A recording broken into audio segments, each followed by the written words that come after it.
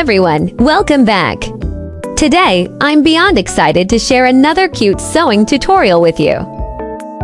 We're making the Cicely top. I've already printed out the pattern here. And if you want to sew along with me, you can grab the pattern via the link in the description box below. For my Indonesian besties, it's available on link.id. And for my international friends, you can find it on Etsy.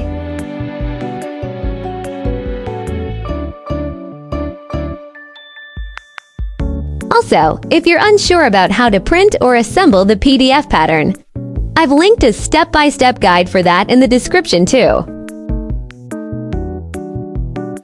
So, this is the Cicely top I've made using this gorgeous popcorn-colored linen. I'm wearing a size L here, but since my mannequin is a size S, I want to show you how the different sizes look on the same frame.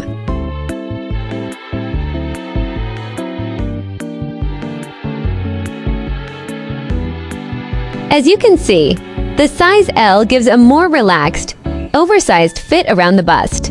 Now, look at the size S. It creates a more snatched, fitted look. Both are cute. It just depends on the vibe you're going for. The pattern you'll receive is fully graded from XXS to 3XL. Before we dive in, please make sure to read the information file included in your download.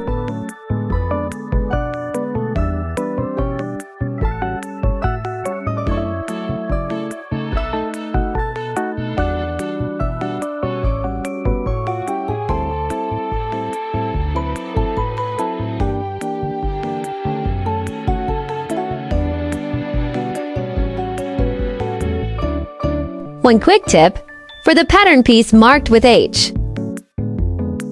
you don't actually need to cut the fabric. It's just a guide to ensure your zigzag folds are aligned correctly.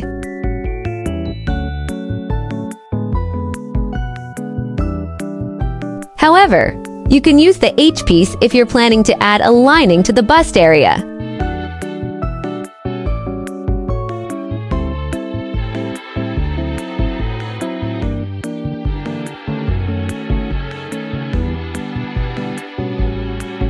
Alright, enough talking, let's get stitching. Alright, these are the materials we'll need. Let's get straight into cutting the fabric. Make sure to cut your fabric according to the markings on the pattern. For the pieces marked on fold, it means you need to place the pattern on the folded edge of the fabric to get a single continuous piece.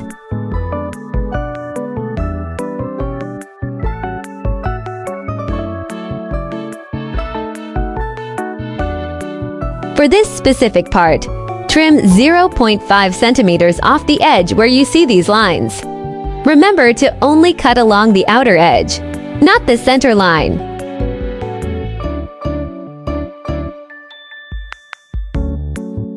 For this section, you'll need a fabric strip measuring 150 centimeters.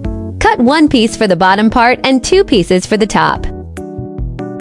Now that the fabric is cut, you'll notice this specific pattern piece isn't meant to be cut out.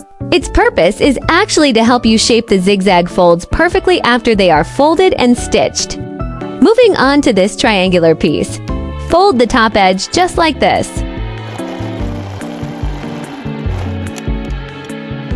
On this pattern, fold and align the sections marked with the zigzag symbol. You'll be creating 3 pleats on each side.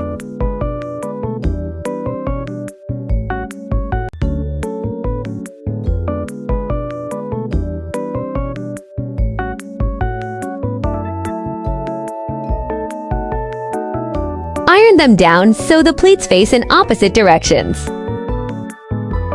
Use the pattern piece H to double-check that the measurements are spot on. Once aligned, attach the lace to both sides.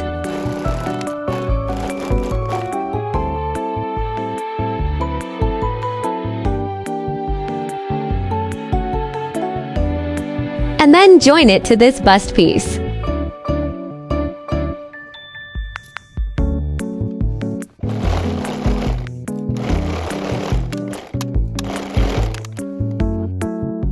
Once stitched, finish the raw edges with a serger overlock. Top stitch right above the lace here for a cleaner, more professional look.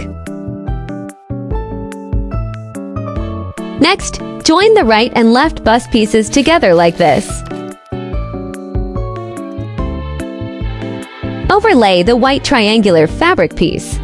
Pin it securely, and make sure everything is perfectly aligned before sewing it down. Now, top stitch this part.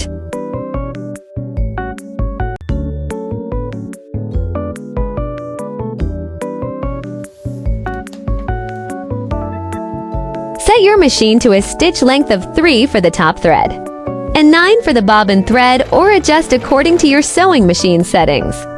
This is a quick hack to create gathers without using a gathering foot. Once you're done gathering, don't forget to return your machine to its normal stitch settings. Next, join the skirt piece to the bust area. Pay close attention to this pointed center part. It can be a bit tricky, so take your time and sew carefully.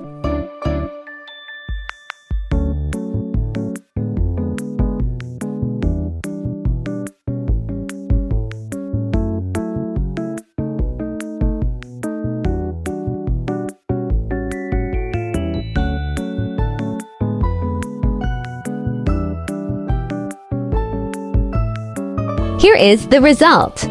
Don't forget to overlock serge this seam. If the center point looks a little messy, don't worry. We're going to cover it with a ruffle later to hide any imperfections. To make the ruffle, use the same gathering technique we just did. Then stitch the ruffle right over the bust seam.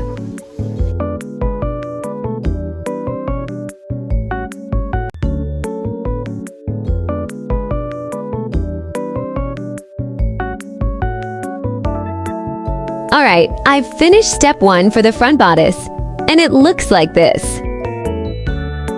Now, let's move on to step 2, sewing the back bodice. As you can see, the back pattern piece has these parallel lines. These lines are your guides for the stitching rows, with a 1.5 centimeters distance between each one. When sewing these lines, make sure to use elastic thread in your bobbin. You can mark the lines on your fabric if you prefer, or just wing it if you're feeling confident. The most important thing to remember is to keep that 1.5 centimeters spacing consistent throughout.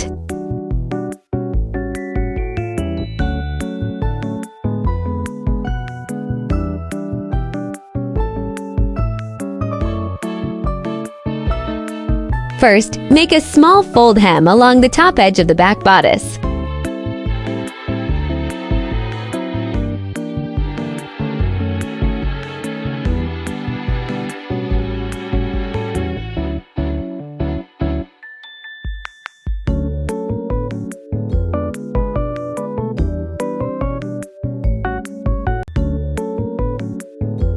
Now, swap your regular bobbin for the one with elastic thread.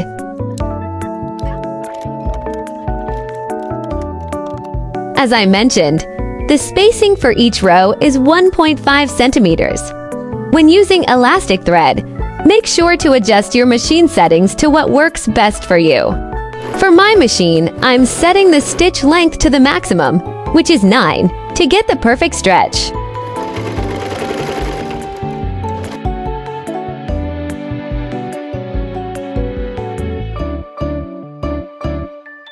Give both the front and back pieces a good press with the iron so they look neat. Next, join the side seams, but only on one side. For now, leave the other side open.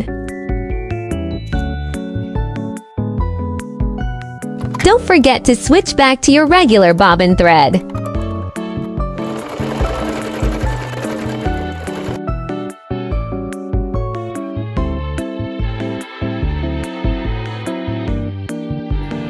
I've already overlocked the side and bottom edges here. Now, join the two pieces for the bottom ruffle and overlock the seams. Create the gathers just like before, keeping a 1.5 centimeters distance for the stitching.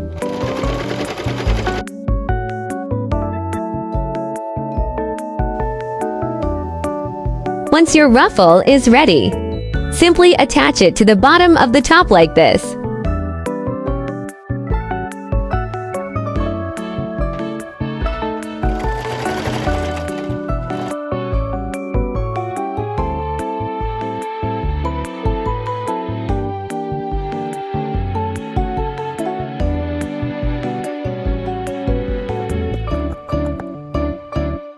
Once that's done, go ahead and join the other side seam to close up the body.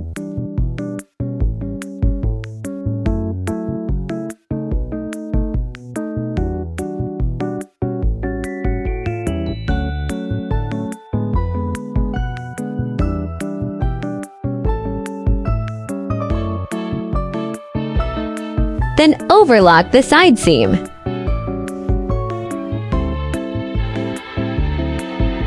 And that's the bodice done.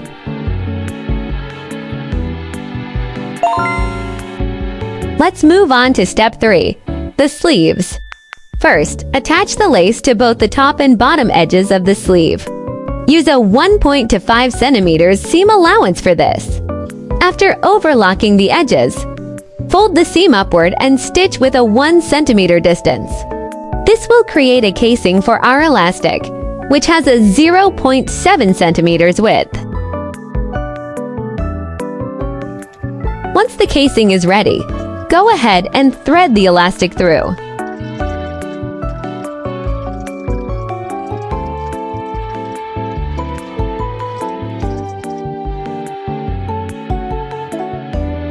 For the length of the elastic, the top part ranges from 24 centimeters to 29 centimeters. And the bottom part ranges from 28 centimeters to 34 centimeters. This really depends on the size you're making and how fitted you want the sleeves to be on your arms.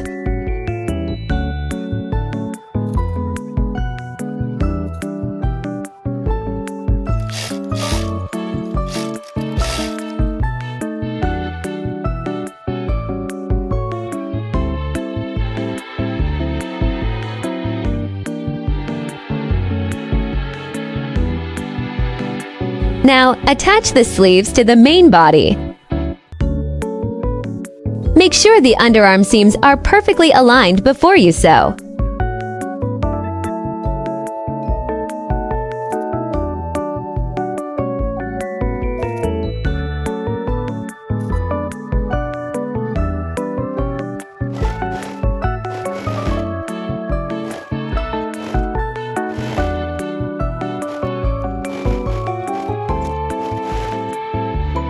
Then finish it with an overlock.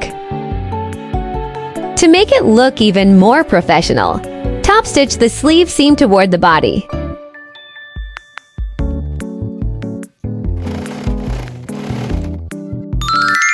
And voila! This is the final result! If you enjoyed this tutorial, don't forget to subscribe to my channel and follow me on all my social media. I've linked everything in the description box. That way, you'll stay updated on my new patterns and more sewing tips. Thank you so much for watching, and happy sewing, everyone!